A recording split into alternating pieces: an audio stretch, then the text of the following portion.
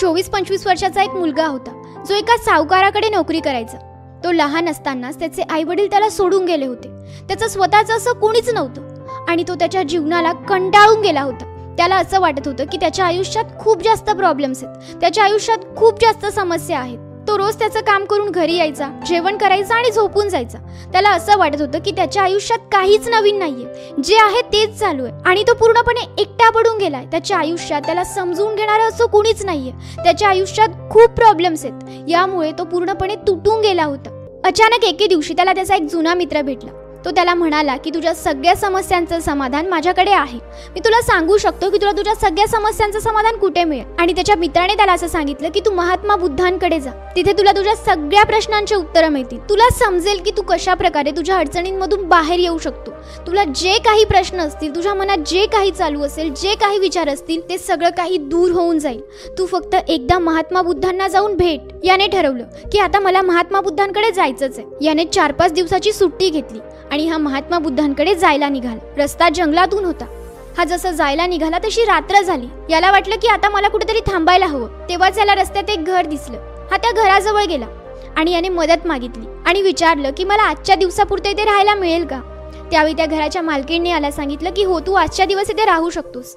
हा त्या घरामध्ये गेला आणि त्या मालकीणीने त्याला विचारलं की तू कुठे चालला आहेस. हा म्हणाला की मी महात्मा बुद्धांकडे जातोय. माझ्या मनात काही प्रश्न आहेत, ते मला त्यांना विचारायचे आणि मला त्यांच्याकडून उत्तर जाणून घ्यायचंय. त्यावर ह्या घराची मालकीण त्याला म्हणाले की माझं एक काम करशील का, माझाही एक प्रश्न आहे, तो महात्मा बुद्धांना विचारशील का. हा म्हणाला की सांगा ना, काय प्रश्न आहे तुमचा. त्यावरती मालकीण असं म्हणाली की माझी 20 वर्षाची मुलगी आहे, जिचा जन्म झाल्यापासून ती एकही शब्द बोलली नाहीये. तिला बोलताच येत नाही. ती आजपर्यंत काहीच बोलली नाहीये. त्यांना विचार की मी असं काय करू, मी काय उपाय करू की ती बोलायला लागेल, मी काय उपाय करू की तिला बोलता यायला लागेल. हा म्हणाला की मी नक्कीच तुमचा प्रश्न विचारेल. सकाळ झाली. हा तिथून निघाला. चालत चालत दुपार झाली. हा अतिशय थकून गेला होता आणि याच्या समोर एक मोठी पहाडी होती जी त्याला पार करायची होती, पण ती खूप जास्त उंच होती आणि हा तिथे पूर्णपणे हरून गेला होता. याला समजत नव्हतं की मी आता ती पार कशी करू. तितक्यातच त्याला एका दगडावर एक मनुष्य बसलेला दिसला. हा त्या मनुष्याजवळ गेला आणि त्याला सांगितलं की मला महात्मा बुद्धांना भेटायला जायचंय, तुम्ही मला रस्ता सांगाल का. त्यावर तो मनुष्य म्हणाला की मी साधा सुद्धा मनुष्य नाहीये, मी एक जादूगार आहे आणि मी जर माझी ही छडी फिरवली तर मी तुला हा पहाड सहज पार करून देऊ शकतो. हा म्हणाला की मग तुम्ही माझी मदत कराल का. तो जादूगार म्हणाला की मी नक्कीच तुझी मदत करेल, पण त्यासाठी तुलाही माझी एक मदत करावी लागेल. तो जादूगार असं म्हणाला की मी इथे 150 ते 200 वर्षापासून तपस्या करतोय मोक्ष प्राप्त करण्यासाठी, पण मला मोक्ष प्राप्त होतच नाहीये, मला मोक्ष मिळतच नाहीये. म्हणून तुला माझ्यासाठी हे करायचंय की तुला महात्मा बुद्धांना विचारायचंय की मी असं काय करू की मला मोक्षाची प्राप्ती होईल. हा मनुष्य म्हणाला की मी तुमचा प्रश्न महात्मा बुद्धांना नक्कीच विचारेल आणि परत त्यांना तुम्हाला त्याचं उत्तरही नक्कीच देईल. एवढं बोलल्यानंतर त्या जादूगाराने त्या मनुष्याला पहाडी पार करून दिली आणि तो मुलगा पुढे निघाला. तो चालत होता. तो महात्मा बुद्धांपर्यंत पोहोचणारच होता. थोडाच वेळ राहिला होता, पण तितक्यातच वाटेत त्याला एक मोठी नदी लागली जी पार करणं खूप कठीण होतं आणि तो विचार करत होता की मी आता ही नदी कशी पार करू. तितक्यातच तिथे एक कासव आलं, एक मोठं असं कासव, आणि ते त्याला म्हणालं की मी तुझी मदत करेन, मी तुला ही नदी पार करायला मदत करेन, पण तुला ही नदी का पार करायची आहे. त्यावर हा मुलगा त्या कासवाला म्हणाला की मला ही नदी पार करायची आहे कारण मला महात्मा बुद्धांकडे जायचंय, त्यांना मला माझ्या मनातले काही प्रश्न विचारायचे. त्यावर हा कासव म्हणाला की मी तुझी मदत करेन, पण तुलाही माझी एक छोटीशी मदत करावी लागेल. माझाही एक प्रश्न आहे, तू तो महात्मा बुद्धांना विचारशील का. हा मुलगा म्हणाला की नक्कीच विचारेल. तो कासव असं म्हणाला की मी या नदीमध्ये 400 ते 500 वर्षापासून आहे आणि ड्रॅगन बनण्याचा प्रयत्न करतो, पण मला ड्रॅगन बनताच येत नाहीये. माझे प्रयत्न प्रत्येक वेळी असफल होत आहे, म्हणून तू महात्मा बुद्धांना विचारशील का की मी कशा प्रकारे ड्रॅगन बनू शकतो. तो मनुष्य म्हणाला की मी तुझा प्रश्न महात्मा बुद्धांना नक्कीच विचारेल. आणि फायनली त्या मुलाने नदी पार केली आणि थोड्याच वेळाने चालत चालत तो महात्मा बुद्धांजवळ पोहोचला. तिथे महात्मा बुद्धांचं प्रवचन चालू होतं. या मुलाने ते पूर्ण प्रवचन ऐकलं. त्यानंतर महात्मा बुद्ध असं म्हणाले की आता तुमच्या मनात जे काही प्रश्न असतील ते तुम्ही प्रत्येक जण मला विचारू शकता. मी तुमच्या सर्वांच्या प्रश्नांचं एक एक करून उत्तर देणार आहे, पण अट अशी आहे की प्रत्येक जण मला फक्त 3 प्रश्न विचारू शकतो. हा मुलगा विचारात पडला की फक्त 3 प्रश्न, मला तर 3 प्रश्न दुसऱ्यांचेच विचारायचे. मी सगळ्यात आधी ज्या ठिकाणी राहिलो, ज्या ठिकाणी आश्रय घेतला, त्या मुलीची आई, तिने मला प्रश्न विचारायला लावलाय की तिची मुलगी केव्हा बोलायला लागेल. त्यानंतर तो जादूगार, त्याला मोक्ष केव्हा मिळेल, आणि त्यानंतर तो कासव, तो ड्रॅगन कसा बनेल. मला हेच 3 प्रश्न विचारायचे, मग मी माझे प्रश्न केव्हा विचारणार? जर मी त्यांचे प्रश्न विचारले तर माझे प्रश्न विचारायचे राहून जाणार.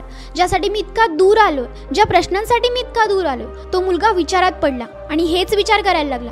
पण त्याने शेवटी ठरवलं की तो त्याचे प्रश्न नाही विचारणार, तो त्या तिघांचे प्रश्न विचारेल. त्याने असा विचार केला की मी काही करून माझं जीवन तर जगतोय ना, मी 2 वेळेचं जेवण करतोय, मला एक छोटीशी नोकरी आहे, माझ्यासाठी तेवढं पुरेसं आहे, मी या सगळ्यात राहून घेईल. पण त्या 20 वर्षाच्या मुलीला बोलण्याची खूप गरज आहे, त्या जादूगाराला मोक्ष मिळण्याची खूप गरज आहे आणि त्या कासवाला ड्रॅगन बनण्याचीही खूप जास्त गरज आहे. म्हणून मी आधी त्यांचे प्रश्न विचारले पाहिजेत. आणि त्या मुलाने महात्मा बुद्धांना त्या तिघांचे प्रश्न विचारले. महात्मा बुद्धांनी त्याचं उत्तर दिलं. महात्मा बुद्धांनी असं सांगितलं की ती मुलगी त्याच वेळी बोलायला लागेल ज्यावेळी तिचं लग्न होईल. जसंही तिचं एखाद्या मुलाबरोबर लग्न झालं तशी ती मुलगी बोलायला लागेल. दुसरा प्रश्न होता त्या जादूगाराचा. महात्मा बुद्ध म्हणाले की जसाही तो जादूगार त्याच्या हातातली छडी सोडेल, तो ज्यावेळी त्याच्या छडीचा त्याग करेल त्यावेळी त्याला मोक्ष मिळेल. आणि राहिला प्रश्न त्या कासवाचा, तर ज्यावेळी तो त्याच्या अंगावरचं ते कवच काढून टाकेल त्यावेळी तो ड्रॅगन बनेल.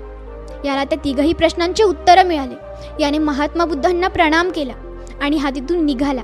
याला अतिशय छान वाटत होतं, प्रसन्न वाटत होतं. महात्मा बुद्धांचं प्रवचन ऐकून हा अतिशय आनंदी झाला होता, हा सॅटिस्फाय होता. जरी याने याचा प्रश्न विचारला नव्हता तरी हा मनोमन अतिशय खुश होता, समाधानी होता.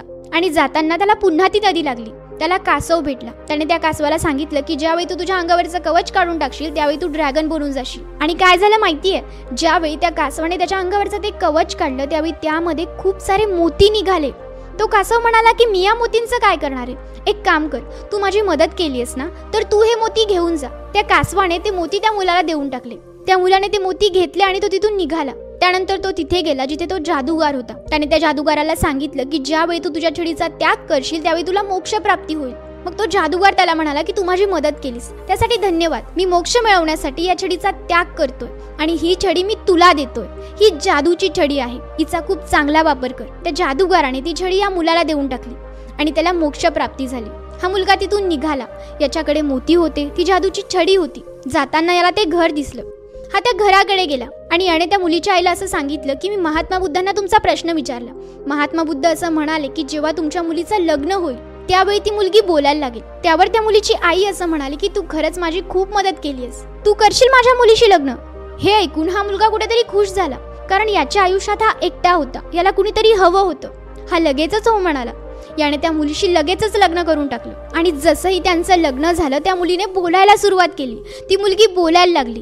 तिची आई यामुळे खूपच जास्त खुश झाली आणि त्या मुलाचेही 3 प्रश्न सुटले. जरी त्याने त्याचा प्रश्न सांगितला नव्हता तरीही त्याचे 3ही प्रश्न सुटले होते. बघा, तो त्याच्या आयुष्यात एकटा होता आणि जाताना त्याच्यासोबत कुणीतरी होतं. म्हणजे आता तो त्याच्या आयुष्यात एकटा नव्हता. त्याच्या आयुष्यात ज्या काही छोट्या मोठ्या आर्थिक अडचणी होत्या त्याही त्या मोतींमुळे सॉल्व्ह झाल्या होत्या आणि म्हणून आता त्याच्याकडे दुःखी राहण्याचं कुठलंच कारण उरलं नव्हतं. म्हणजे त्या मुलाने त्याचे प्रश्न, त्याचे प्रॉब्लेम्स महात्मा बुद्धांना न सांगताही महात्मा बुद्धांनी त्याच्या प्रॉब्लेमचं सोल्युशन त्या मुलाला देऊन टाकलं आणि तो मुलगा अतिशय खुश राहायला लागला. आता मला सांगा, हे सगळं कसं काय झालं? हे सगळं यामुळे झालं कारण त्या मुलाने त्याच्या स्वतःच्या प्रश्नाचा त्याग केला, त्याने त्याच्या अडचणींचा त्याग केला. आपल्या आयुष्यातही असंच असतं. बऱ्याचदा काहीतरी चांगलं मिळण्यासाठी आपल्याला काही गोष्टींचा त्याग करावा लागतो आणि त्यावेळी आपण घाबरतो त्याग करायला. पण त्यावेळी आपण न घाबरता त्याग केला पाहिजे. बघा, एखादा जहाज सुद्धा एका किनाऱ्यावर अतिशय सेफ असतं, पण त्याला दुसऱ्या किनाऱ्यावर पोहोचण्यासाठी या किनाऱ्याचा त्याग करावा लागतो. त्याला लाटांमधून निघावं लागतं, त्याला पाण्यातून जावं लागतं आणि तेव्हाच तो दुसऱ्या किनाऱ्यापर्यंत पोहोचू शकतो. अगदी त्याचप्रमाणे आपलंही आयुष्य असतं. जर आपल्याला कुठेतरी पोहोचायचंय ना, तर आधी आपल्याला इथून निघणं खूप गरजेचं असतं. आणि बघा, प्रत्येक वेळी आपण फक्त आपल्या स्वतःचा विचार करत असतो. आपण आपल्या स्वतःचे प्रॉब्लेम्स घेऊन बसलेलो असतो की माझा प्रॉब्लेम खूप मोठा आहे, माझाच प्रॉब्लेम खूप मोठा आहे, मलाच प्रॉब्लेम आहे. पण प्रॉब्लेम हे सगळ्यांना असतात आणि कधी कधी आपण फक्त आपला प्रॉब्लेम न बघता दुसऱ्यांचा प्रॉब्लेमही बघितला पाहिजे. कारण बऱ्याचदा असंही होतं, जर आपण दुसऱ्यांची अडचण समजून घेतली, आपण त्यांची मदत केली, तर आपला प्रॉब्लेम ही आपोआपच सुटतो. आपल्याला आपल्या बऱ्याच प्रश्नांची उत्तरं मिळतात.